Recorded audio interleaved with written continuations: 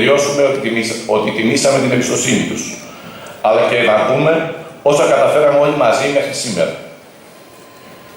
Φίλες και φίλοι, μετά από 3,5 σχεδόν χρόνια σκληρής και μεθοδικής δουλειάς, είμαι περήφανος για το έργο που έχουμε να επιδείξουμε. Γιατί μπορώ να σας κοιτάω στα μάτια και να σας μιλώ για ένα προεκλογικό πρόγραμμα του 2010 που σήμερα στο σύνολό του έχει τηρηθεί. Ένα πρόγραμμα για το οποίο δεσμευτήκαμε και υλοποιήσαμε μέσα σε μειωμένη θητεία, σε πολλαπλάσιο Δήμο και με ελάχιστη χρηματοδότηση από το κράτος. Αυτές οι νέες παράμετροι δίνουν ακόμα μεγαλύτερη αξία στην προσπάθεια που έχει καταβληθεί, αλλά παράλληλα αφήνουν παρακαταθήκη για ένα ακόμα μεγαλύτερο αγώνα. Ο απολογισμός της θητείας μας είναι πλήρης και ειλικρινής. Σηματοδοτεί το παρόν και τη σκληρή δουλειά που έχουμε κάνει μέχρι σήμερα. Αποδεικνύει ότι εργαστήκαμε σκληρά, με στρατηγική, προγραμματισμό, μεθοδικότητα και διαφάνεια.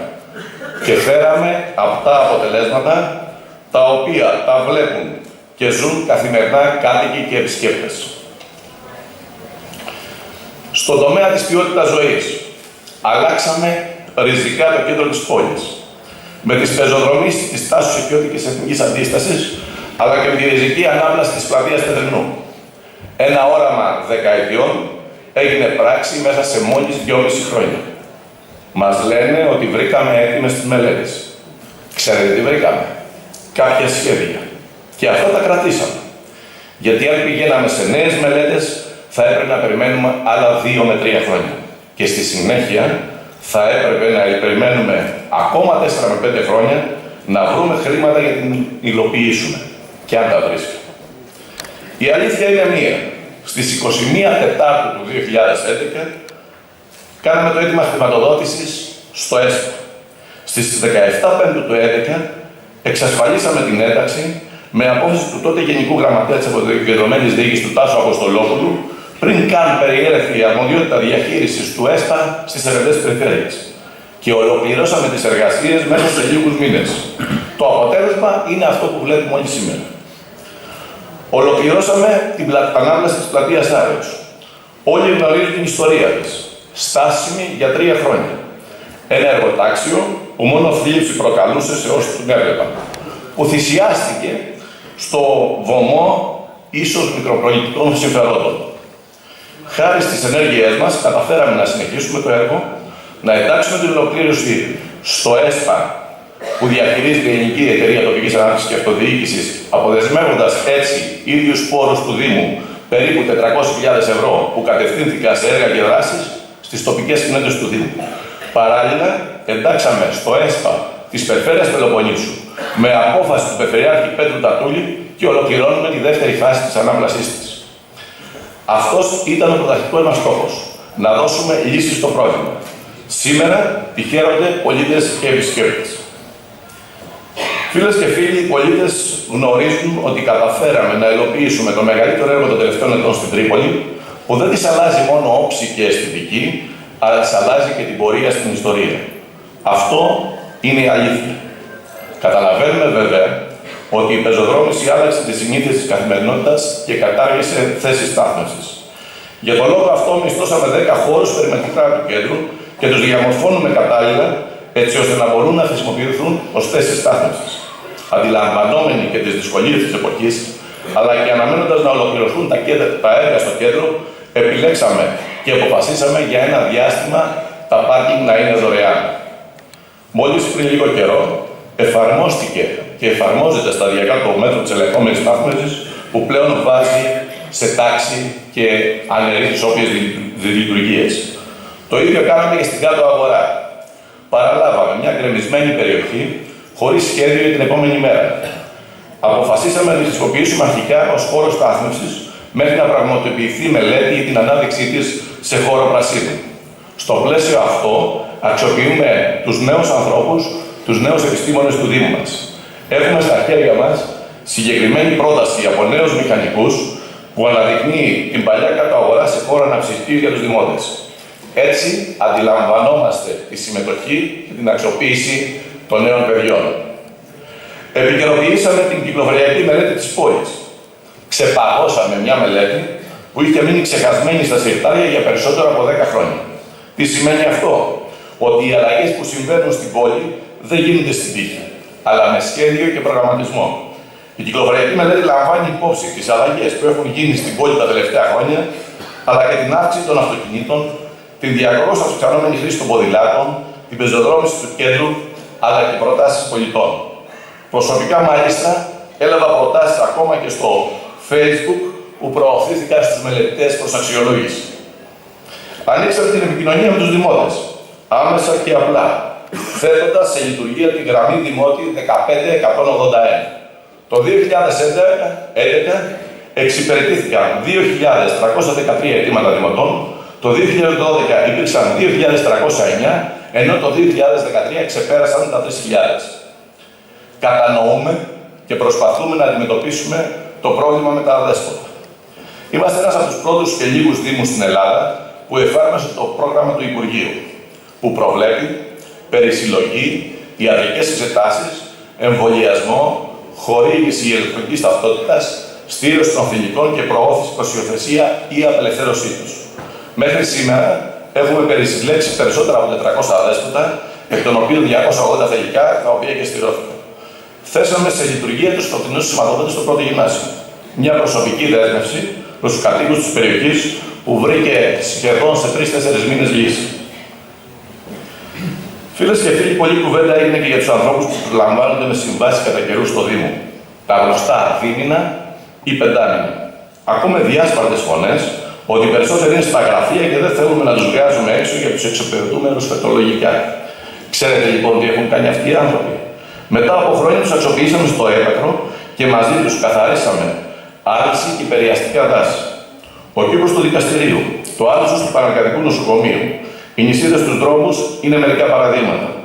Δεν πιστεύω ότι θυμάται κανείς πότε καθαρίστηκαν την τελευταία φορά. Τοποθετήσαμε κυκλειδώματα στο πεζόδρομο Δελιγιάννη, βάζοντας τέλος στην ανεξέλεγκτη κατάσταση των τραπεζοκαθισμάτων, ικανοποιώντας πάγιο αίτημα των δημοτών. Και τέλος, τοποθετήσαμε νέες βάσεις στάθμης ποδηλάτων σε όλο το πεζοδρομημένο κέντρο για να εξυπηρετηθούν οι όλο και περισσότεροι χρήστες του ποδηλάτου. Στον τομέα της κοινωνικής πρόνοιας, τα τελευταία χρόνια βιώνουμε την πιο σκληρή κοινωνική κρίση. Ποτέ δεν φανταζόμασταν ότι θα βρεθούμε μπροστά σε τέτοιες καταστάσεις. Για να στηρίξουμε τους δημότες μας, αναπτύξαμε το μεγαλύτερο δίκτυο κοινωνικών δομών στην ιστορία του Δήμου. Πώς? Με το κοινωνικό πρωτοβουλίο, το οποίο στηρίζει 500 περίπου οικογένειες. Με τη λειτουργία του κοινωνικού ιατρείου. Με τη λειτουργία κοινωνικού φαρμακείου και οδοντιατρείου. Με τη δημιουργία και λειτουργία ξενών αφιλοξενίας γυναικών θυμάτων βίας και το αντίστοιχο κέντρο συμβουλευτικής. Με τη δωρεά τροφίμων σε άπορες οικογένειες, κυρίως στις περιόδους των εορτών. Του Δήμου απαντάμε.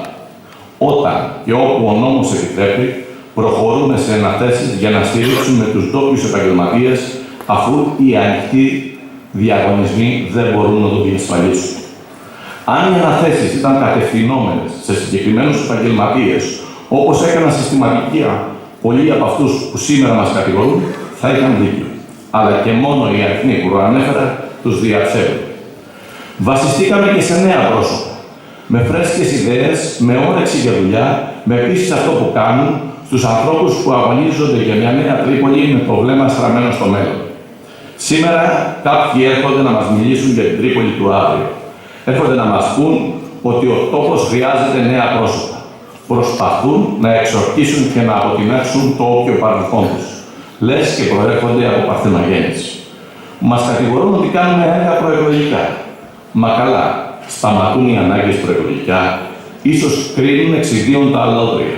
Τότε που όλα έπρεπε να γίνουν λίγες μέρες πριν τις εκλογές. Το δικό μας έργο ξεκίνησε την 1η Πρώτου του 2011 και θα ολοκληρωθεί όταν το επιλέξουν οι πολίτες. Αυτό κάναμε όλα αυτά τα χρόνια. Αυτό συνεχίζουμε να κάνουμε. Μαζί καταφέραμε αυτά που σήμερα ανέφερα. Με ομαδική δουλειά, με συμμετοχή. Αυτό που για τους άλλους αποτελεί μια τετριμένη φράση μέσα στο ξύλινο πολιτικό λόγο του χθες, για μας είναι καθημερινή πράξη. Δεν ονειροπολούμε, οραματιζόμαστε. Δεν φανταζόμαστε, σχεδιάζουμε. Φίλες και φίλοι, κλείνοντας αυτή την παρουσίαση, θα ήθελα να μου επιτρέψετε να εκφράσω τις θερμές ευχαριστίες μου στους ανθρώπους που χωρίς αυτούς δεν θα μπορούσαμε να έχουμε πραγματοποιήσει ένα τέτοιο έργο. Ευχαριστώ θερμά το Σεβασμιότατο Μητροπολίτη Μαδινίας και Κοινωνίας κ. Αλέξανδρο για την αγαστή συνεργασία, την πνευματική του στήριξη και καθοδήγηση. Τον Περιφερειάρχη Πελοποννήσου κ. Πέτρο Τατούλη, τους Περιφερειακούς Συμβούλους όλων των παρατάξεων για τη συμβολή τους στην επίλυση θεμάτων του Δήμου και για τη συνεισφορά τους στην ένταξη των έργων στο ΕΣΠΑ. Τους Γενικούς Γραμματείς της Αποκεντρωμένης Διοίκησης, κυρίως Αποστολόπουλου, Αγγελάκα και Διδασκάλου, για τη συνεργασία τους. Τους βουλευτές Αρκαδίας, κυρίως Ανδρέα Λικουρέτζο, Κώστα Ζαχαριά και Οδυσσέα Κωνσταντινόπουλο, και τον πρώην Υπουργό και πρώην Βουλευτή Δημήτρη Ρέπα για την πολύτιμη συνεισφορά τους σε κέρια ζητήματα που μας απασχόλησαν και για τη συνεργασία που είχαμε κατά τη διάρκεια της θητείας. Τους εκλεγμένους Δημοτικούς Συμβούλους, καθώς και όλους τους υποψηφίους Δημοτικούς Συμβούλους του συνδυασμού μας. Τους Προέδρους, Συμβούλους και τοπικούς εκπροσώπους της Δημοτικής και των τοπικών κοινοτήτων που ανταπεξήλθαν άψογα στα καθήκοντά τους. Τα στελέχη των παρατάξεων του Δημοτικού Συμβουλίου που μέσα από τη συνεργασία αλλά και την επικοδομητική, τις περισσότερες φορές κριτική τους, συνέβαλαν στην υλοποίηση όλου αυτού του έργου. Τους διευθυντές, προϊσταμένους στελέχη και όλους τους υπαλλήλους του Δήμου για την καθοριστική συμβολή στην υλοποίηση του έργου που μαζί επιτελούμε. Τους συνεργάτες μου που με στήριξαν και με στηρίζουν καθημερινά όλες τις ώρες, όλες τις μέρες. Τους πολίτες για την κριτική και τις προτάσεις τους. Όλους αυτούς που εργάζονται για την επίτευξη του κοινού μας στόχου, που είναι μια Τρίπολη μεγάλη και σύγχρονη. Κυρίες και κύριοι, με αίσθημα ευθύνης διαχειριστήκαμε τις τύχες του πρώτου καλλιτεχνικού Δήμου στη δίνη της μεγαλύτερης κοινοοικονομικής κρίσης που γνώρισε μεταπολιτικά ο τόπος, δημιουργώντας τη βάση για μια νέα Τρίπολη. Για ένα Δήμο μεγάλο και σύγχρονο. Μαζί προχωράμε στο μέλλον. Έχουμε όραμα, έχουμε σχέδιο, έχουμε πρόγραμμα. Η Τρίπολη αυτά τα 3,5 χρόνια άλλαξε. Η επόμενη πενταετία είναι ακόμα πιο κρίσιμη. Αλλά και πάλι μαζί θα τα καταφέρουμε. Σας ευχαριστώ πολύ για την παρουσία σας.